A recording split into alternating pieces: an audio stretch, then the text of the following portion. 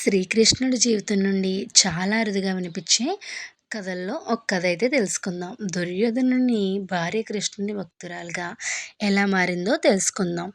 దుర్యోధనుడి భార్య అయిన భానుమతి, ఆమె అద్భుత సౌందర్య రాశి. కృష్ణుడి వారి రాజభవనానికి అతిథిగా వచ్చినప్పుడు ఆమె వయస్సు కేవలం 17 సంవత్సరాలు. కృష్ణుని చేత మద్యం తాగింపచేసి ఆ మత్తులో ఆయన చేత ఏదైనా ప్రమాణం తీసుకోవాలని దుర్యోధనుడు ఒక పన్నాగం పన్నాడు.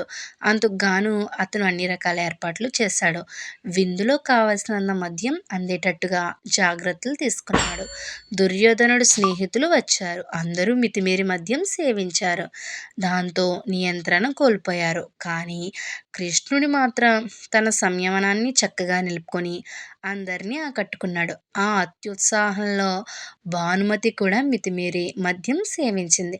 ఆమె చాలా చిన్నపిల్ల, తరుణి వయస్కురాలు కావడంతో ఆమెకు ఇటువంటివన్నీ తెలీదు. ఆమె తూలడం ప్రారంభించింది. కొంతసేపటికి అక్కడున్న వారందరూ కూడా తూలడం ప్రారంభించారు. దాంతో పరిస్థితులు అదుపు తప్పిపోయాయి. భానుమతి తన మీద తాను నియంత్రణ కోల్పోయింది. ఆమె కృష్ణుని మీద వాలిపోయి ఆయన పట్ల తన కాంక్షను వ్యక్తపరచడం ప్రారంభించింది. కృష్ణుడు ఆమెను ఒక చిన్న పాపను పట్టుకునే విధంగా పట్టుకున్నాడు. పరిస్థితి ఎక్కడికి దారితీస్తుందో ఆయన అర్థం చేసుకున్నాడు.